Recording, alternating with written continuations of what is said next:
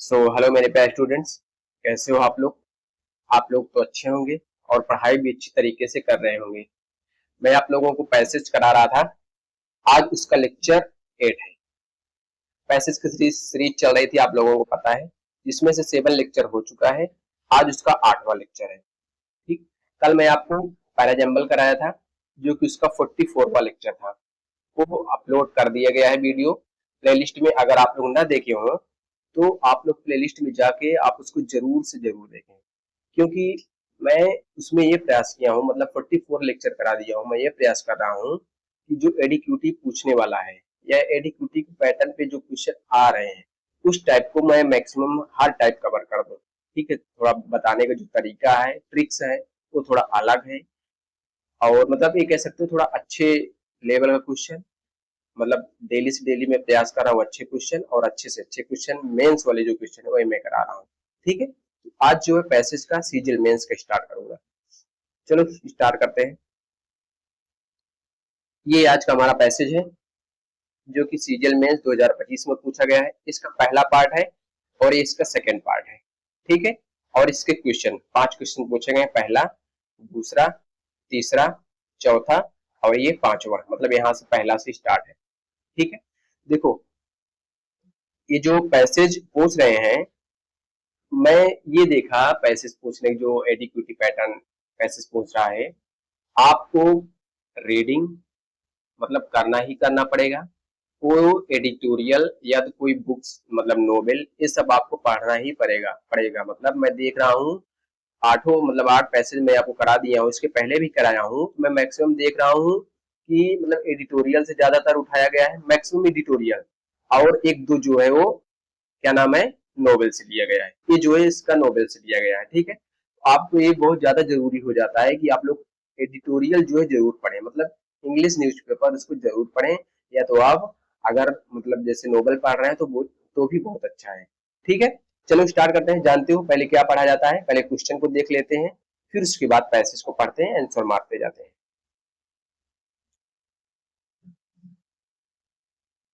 पहला वाला क्वेश्चन क्या पूछा है आपसे, what are the major themes, मतलब इसका मेजर थीम्स क्या है, expressed by the first line of the novel. मतलब इसका मेजर थीम्स क्या है, love and war, nature and the countryside, wealth, status and marriage, education and morality. ठीक है, आपको मिलेगा पैसेज में। सेकंड क्या पूछा है, क्या है, which defects in character does the name Pride and Prejudice primarily refer to. ये जो प्राइड एंड प्रेजुडाइस नाम है, ये मुख्य रूप से किस कैरेक्टर को, मतलब दोष, डिफेक्ट मतलब क्या होता है, मतलब चरित्र या दोष को कह सकते हो, उसकी तरफ रिफर कर रहा है। ठीक है, मतलब चरित्र दोष की ओर संकेत कर रहा है। मतलब कौन सा ये प्राइड एंड प्रेजुडिस कौन सा इस ऑप्शन में है, Darcy's pride and Elizabeth prejudice है, या mister Bonnet Bennet's wit and mister Bennet's fussiness है, या arrogance of Lady Catherine and mister Collin servility, और क्या है, ladies Lydia's erratic behaviour and Wickham deceit. ठीक है, next, how is the character of Lady Catherine de Bourgh employed in the novel as the criticism of society। मतलब उपन्यास में ये जो लेडी कैथरीन है, डीबर्ग मतलब डीबर्ग के चरित्र, एम्प्लॉयड इन मतलब ये जो डीबर्ग है इसके कैरेक्टर पर, मतलब इसके कैरेक्टर का उपयोग करके, हाउ इज द कैरेक्टर मतलब का मतलब ये कह सकते हो डीबर्ग के चरित्र का उपयोग समाज की आलोचना करने के लिए किस प्रकार किया गया है। ठीक है, a novel as criticism of society। Lady Catherine, ये जो लेडी कैथरीन है डीबर्ग के चरित्र का उपयोग किया है, डीबर्ग के चरित्र का उपयोग किया है, किस लिए किया है, समाज की आलोचना करने के लिए किस प्रकार की उपयोग किया है, डीबर्ग का। ठीक है, चारों ऑप्शन में दिया गया है, पहला, दूसरा, तीसरा और चौथा। नेक्स्ट, क्या पूछा, what is the key event that mark in turning point, मतलब ये पूछ रहा है वो टर्निंग पॉइंट क्या था। मेकिंग एलिजाबेथ, मतलब जो मेकिंग एलिजाबेथ, इसका मतलब है एलिजाबेथ का जो माइंड है वो चेंज हो गया, किसके प्रति, change her view of diaries. ठीक है, वो टर्निंग पॉइंट क्या था, वो टर्निंग पॉइंट पूछ रहा है। चारों ऑप्शन दिए गए हैं। नेक्स्ट क्या पूछ रहे हैं, what kind of marriage does Jane Austen appear to pride the most according to the conclusion of the novel, मतलब नोबल कंक्लूजन, मतलब उपन्यास के अंत में जो ये जेन ऑस्टिन है, मतलब किस प्रकार के विवाह को सबसे अधिक महत्व दिया है। ठीक है, ऑप्शन चार आपके सामने, कौन से मैरिज को सबसे ज्यादा जो है ये इंपॉर्टेंस दिया है। अब इसका पैसेज क्या है, पैसेज, प्राइड एंड प्रेजुडाइस, मतलब प्राइड मतलब ये कह सकते हो अहंकार, और पक्षपात।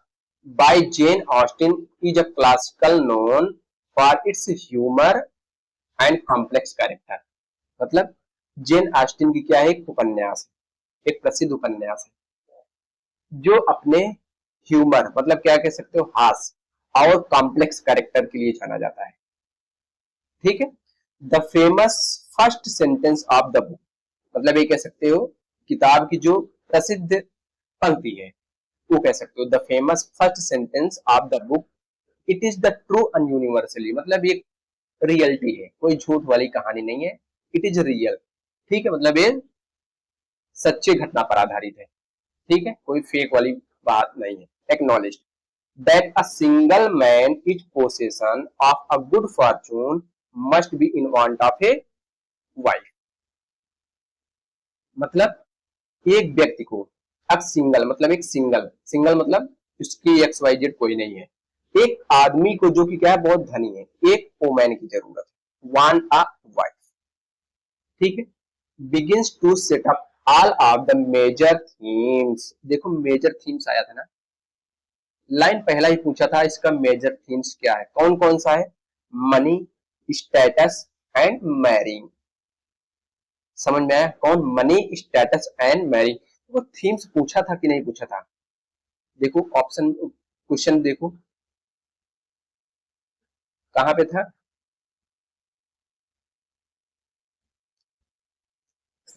देखो ये भी शायद पूछा था, कहां पे, हाँ मेजर थीम्स।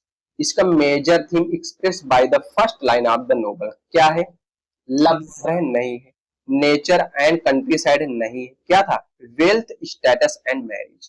पहला वाला मिल गया, ये भी नहीं मिला कि नहीं मिला, तुरंत आंसर मारो। अब देखो ये भी शायद, what defect in character does name Pride and, अभी इसके बारे में नहीं पता चला है। ठीक है, पहला वाला तो मिल गया आपको, कहां पे था, इसका थीम क्या है, मनी, पैसा, स्टेटस मतलब वही सामाजिक स्थिति, और शादी। वेल दैट आर प्रेवलेंट, एक प्रचलित था इस समय 19 सेंचुरी, जो कि इंग्लैंड में कह सकते हो बहुत ज्यादा प्रचलित था। ठीक है, इसमें 19 सेंचुरी, कहां पे, इंग्लैंड में। अब द बेनेट फैमिली क्या है, उपन्यास में जो बेनेट परिवार है, फैमिली पार्टिकुलरली कह सकते हो, मतलब विशेष रूप से, एलिजाबेथ बेनेट, मतलब जो एलिजाबेथ बेनेट क्या है, एक महत्वपूर्ण है, smart and strong will heroine, मतलब कह सकते हो स्ट्रॉन्ग विल, मतलब एक अच्छी खासी बुद्धिमान दृढ़ इच्छा शक्ति वाली क्या थी, हीरोइन थी, मतलब नायक। Is the subject of Austen symmetry on the societal imperative for women to marry well and thereby have a stable image, मतलब इसका कहने का मतलब है कि वोमेन की जो शादी होती है थोड़ा उसको लेकर ज्यादा प्रचलित था कि उनकी शादी करा दिया जाए जल्दी, मतलब अच्छा पैसा हो, शादी उनकी करा दी जाए अच्छी जगह खासी, वही वाली कहानी जो पहले चलती थी। ठीक है, मतलब पुराने जमाने में वो मतलब यहाँ भी प्रचलित थी। समझ में आया कि नहीं। अब देखो the title itself is quite meaningful, इसका मतलब क्या है, इसका मीनिंग मतलब ये बता रहा है कि मुख्य जो घटना है, at is the first indicate the character of flaws and drive much of the conflict in this novel। जो उपन्यास का शीर्षक है वो भी बहुत महत्वपूर्ण है। एज इट फर्स्ट इंडिकेट, जो पहला क्या कर रहा है, इंडिकेट कर रहा है किस पे, करेक्टर फ्लॉज, मतलब चरित्र दोष की ओर इंडिकेट कर रहा है। That drives much of the conflict in this novel, मतलब जो कहानी में संघर्ष का मुख्य कारण बनते हैं। That conflict in this novel, ठीक है, नेमली डेरीज का, देखो मतलब क्या बताया, डेरीज का प्राइड से, एलिजाबेथ का प्रेजुडाइज से। डेरीज क्या है, एक घमंड का, और एलिजाबेथ क्या है, पक्षपात का। ठीक है, मतलब इस तरह इंडिकेट किया है कि डेरीज जो है वो अहंकार उसके अंदर है, और एलिजाबेथ जो है वो पक्षपात है। समझ में आया कि नहीं इतना, मतलब इसकी ओर इशारा कर रहा है। जो डेरीज है, डेरीज एक नाम है, वो अहंकार को उसको दिखाया गया है, और एलिजाबेथ जो है पक्षपात का। ठीक है, और ये कौन है भाई, mister Fitz William dairies being a rich and high ranking person. ये व्यक्ति जो क्या है, बहुत रिच हाई क्वालिटी के आदमी होते नहीं है, एक दो आप एक फ्रेंड सर्कल में ही मिलते हैं कि उनका मतलब जो ऑरा होता है वो अपने आप को कि हाँ हम सबसे अलग मानते हैं। ठीक है, मतलब हम अच्छे घर से आते हैं, शो ऑफ वाली thinking. First of all shows a haughty character, मतलब स्टार्टिंग में वो उनका जो करेक्टर था वो थोड़ा घमंडी टाइप था। ठीक है, ये कह सकते हो किसका, मिस्टर फिट्जविलियम का। Thereby being very superior by virtue of his class, मतलब खुद को दूसरे के प्रति श्रेष्ठ समझते थे अपने आप को। ठीक है, मतलब 30 मार्क हाँ कह सकते हो। अब देखो यहाँ पे एक क्वेश्चन और आपको मिला, there is pride and Elizabeth prejudice, prejudice, ये कहीं क्वेश्चन पूछा गया था।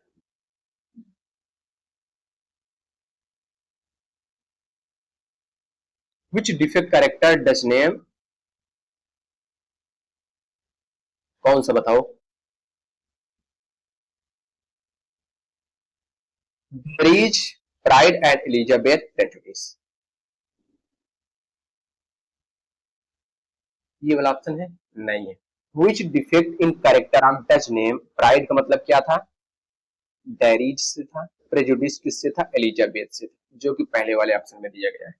दिया गया है कि नहीं, बोलो बोलो, देखो कहां पे दिया गया है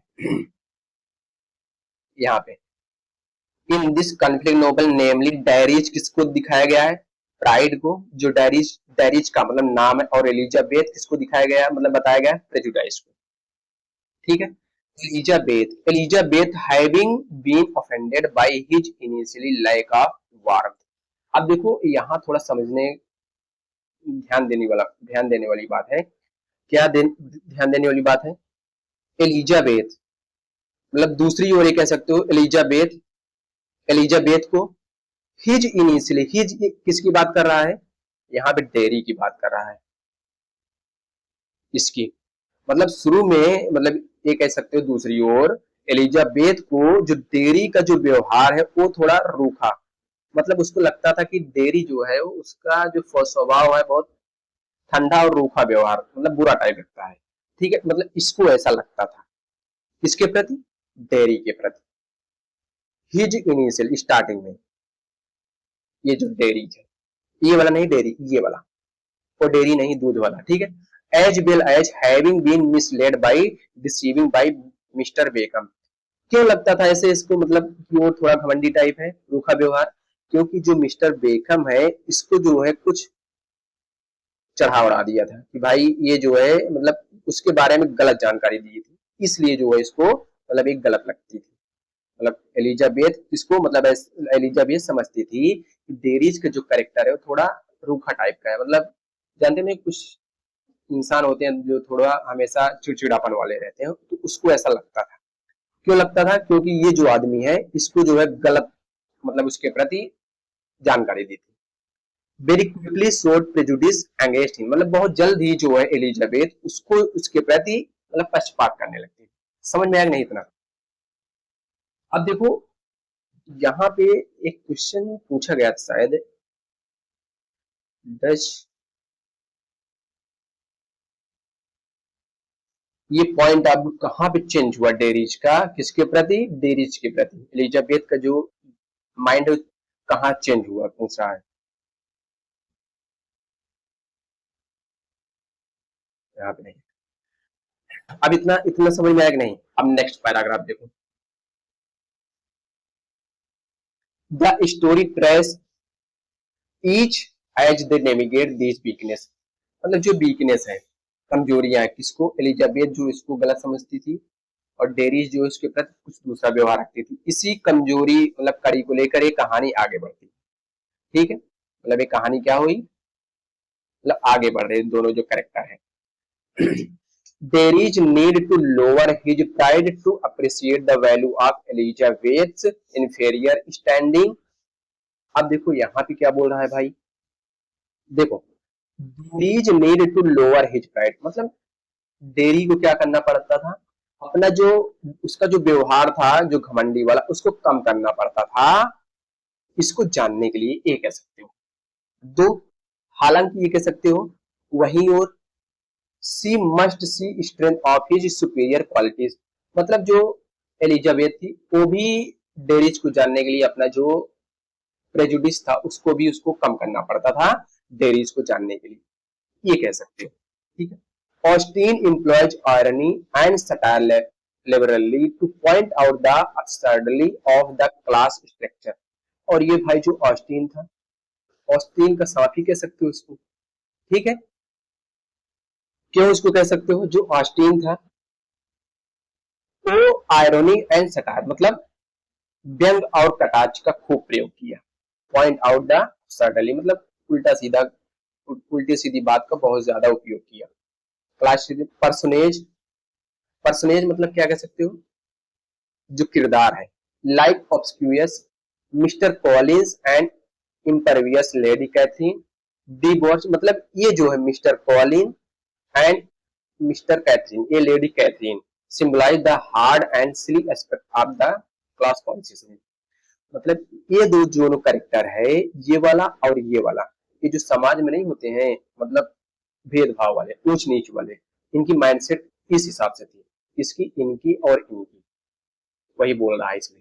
ठीक है, समझ में नहीं, कुछ समाज में ऐसे लोग हैं, इसलिए मुझे लग रहा है कि ये ऐसी बातें कटाक्ष, हाँ ये भाई इसी आयरनी एंड सटायर मतलब इसीलिए इस बातों का उपयोग करता था ताकि उसको पता चले कि समाज में ऐसे कौन कौन से लोग हैं, तो ये और ये लोग ऐसे थे। ठीक है, समझ में आएगा नहीं, इतना अवश्य।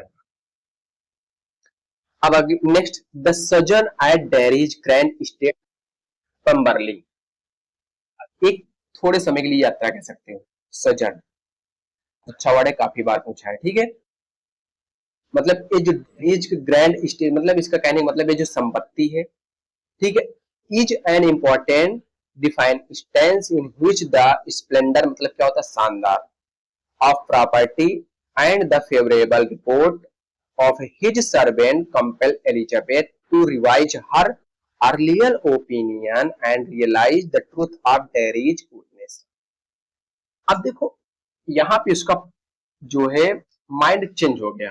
एक क्वेश्चन पूछा था ना, क्यों चेंज हुआ, जब एलिजाबेथ जो है ये इसके संपत्ति जो अच्छी वाली संपत्ति इसकी डेरीज की जो कहाँ पे है, जो पंबरली में गई थोड़े दिन के लिए, मतलब थोड़ी थोड़ी सी यात्रा सजा, ठीक है, वहां पे गई एंड इम्पोर्टेंट मतलब वो समय घटना घटी, क्या घटी कि वो जो है उस प्रॉपर्टी को अच्छी तरीके से देखी, किसकी, इसकी, और वहां के जो नौकर थे, किसके नौकर, डेरीज के, उस नौकर मतलब जो एलिजाबेथ थी नौकरों से बातचीत की, किसके बारे में, डेरीज के बारे में, और नौकरों ने भी बताया होगा डेरीज कैसा आदमी है, अच्छा आदमी है कि नहीं है, मतलब अच्छा आदमी है, तभी जो है एलिजाबेथ का जो है दिमाग मतलब कि उसका माइंड जो चेंज हो गया वहां से। ठीक है, कहाँ पे, जब ये यहाँ पे गई और उसके नौकर हिज सर्वेंट कंपेल मतलब जो उसके नौकरों से बातचीत की, तब उस किसके बारे में, डेरीज के बारे में। ठीक, अब देखो इसका क्वेश्चन पे चले आओ, ये देखो, which is the key event that marks a turning point in Elizabeth change of his visit, पहला वाला ही ऑप्शन है ना, डेरीज लेकर, आगे बढ़ने की जरूरत ही नहीं। पहला वाला ही ऑप्शन दिया है, her visit to Pemberley and his reception of the Darcy's letter. ठीक है, कहाँ पे विजिट की? पंबरली। समझ में आया कि नहीं? देख रहे हो, मतलब ऐसे ऑप्शन पढ़ते जाओगे, मतलब पहले क्वेश्चन को पढ़ोगे, फिर उसके बाद पैसेज पढ़ते जाओगे और आपको आंसर मिलता जाएगा। समझ में आया कि नहीं? नेक्स्ट चले।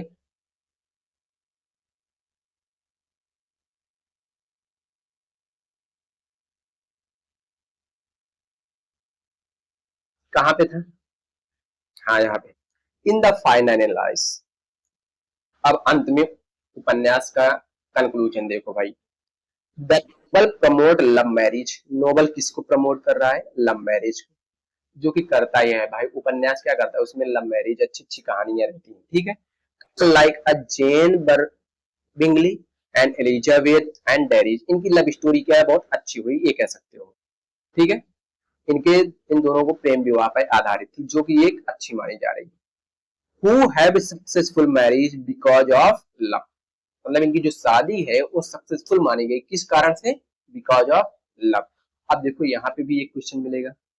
इन कंट्रास्ट, इसके विपरीत, तो कपल, दो और कपल थे हु मैरिज फॉर कन्वेनियंस, जो कि सुविधा के लिए विवाह किए थे। कौन किया था भाई? अब इसमें यहां पता चलेगा। देखो, Charlotte Collins and Mister Collins are those who are full of passion but irresponsible.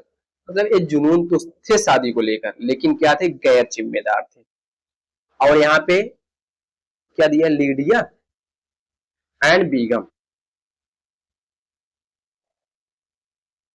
Sorry, ये दोनों जो है सुविधा के लिए विवाह किए थे।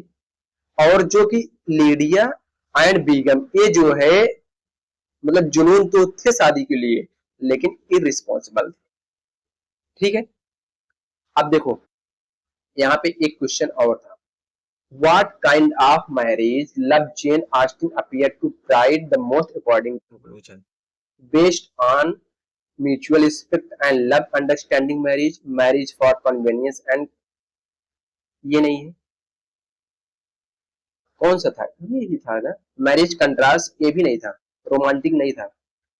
ये based on mutual respect, love and understanding in marriage, यहाँ पे देखो बोल रहा है। Novel promote love marriage couple like a, ये देखो, promote love marriage, successful marriage because of love. ठीक है, समझ में? मतलब यहाँ पे जो जेन ऑस्टिन है, कह सकते हो जेन ऑस्टिन, वो प्रेम को किस हिसाब से एक्सप्लेन कर रहा है? मतलब दोनों की एक दूसरे के प्रति क्या है? सम्मान और समझ रहे हैं। समझ में आया कि नहीं? ये पूरी कहानी में यही कंक्लूजन में क्या है? Based on mutual respect, love क्या है? Respect, love and understanding in marriage, यही तो होगा ना जेन ऑस्टिन। ये सब नहीं है, ये निगेटिव वाला कहीं बात ही नहीं गई है। ये हो गया, ये भी हो गया। ये हुआ था? नहीं, ये नहीं हुआ था। देखो ये कहाँ पे था? ये वाला क्वेश्चन अकेले बाकी है बस। देखो, हाउ इज द करेक्टर, वह कौन सा करेक्टर था? करेक्टर था Lady Catherine de Bourgh, employed in the novel of criticism of society. Society के लिए उपयोग किया था ना? कहाँ पे था? यहाँ पे था। Personages like obscure Mr. Collins, the impervious Lady Catherine, they were symbolizing the hard and silly aspect of the consciousness। किसके लिए उपयोग किया था? मतलब समाज को, वर्ग भेदभाव वाले में ना, मतलब ये क्या समझते थे? ऊंच नीच भेदभाव। कौन? लेडी कैथरीन और डी बर्ग, यही तो बताया था। कहाँ पे है ये? कौन सा ऑप्शन होगा? She symbolise ideal material love and wisdom, नहीं। She respect society tyranny and class prejudice. She purely comic, comic हास, कॉमिक मतलब क्या होता है? हास, नहीं। She represent the struggle of, struggle तो कहीं बात नहीं कही। टायरनी प्रेजुडिस, यही होगा सेकेंड वाला ऑप्शन। ठीक है, हो गया पांचों क्वेश्चन आपका तो हो गया भाई। अब ये भी हो गया और ये भी हो गया। ठीक है, आपको वीडियो पसंद आया कि नहीं? ठीक है, कल मिलते हैं नेक्स्ट लेक्चर के साथ। आज वीडियो यही समाप्त करते हैं। अगर आपको वीडियो पसंद आया हो चैनल को लाइक और सब्सक्राइब जरूर करिएगा और अपने दोस्तों तक इसको ज्यादा से ज्यादा शेयर करिएगा। ठीक है, आपको डेली जो है अच्छे से अच्छे क्वेश्चन, मतलब जो लेटेस्ट पैटर्न पर आधारित है वही क्वेश्चन मिलेगा। बस आपका काम ही इतना सा है, इस वीडियो को ज्यादा से ज्यादा शेयर करें। कल मिलते हैं नेक्स्ट लेक्चर के साथ। आज यहीं तक, थैंक यू। हाँ, एक इंफॉर्मेशन और दे देता हूँ आपको।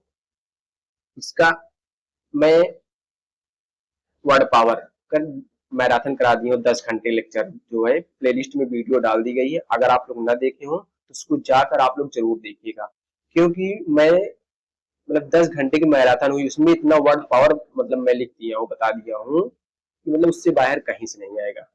ये मेरा मतलब वादा नहीं, मतलब ये कह सकते हो कॉन्फिडेंस है। ठीक है, मैं इतना वर्ड पावर उसमें आप लोगों के लिए बताया। अगर जो ना आता हो आप लोग उसको कॉपी बनाइए, उसमें नोट डाउन करिए, नहीं तो मैं पीडीएफ जो है टेलीग्राम में उसको अपलोड कर दिया हूँ, मतलब डाल दिया हूँ।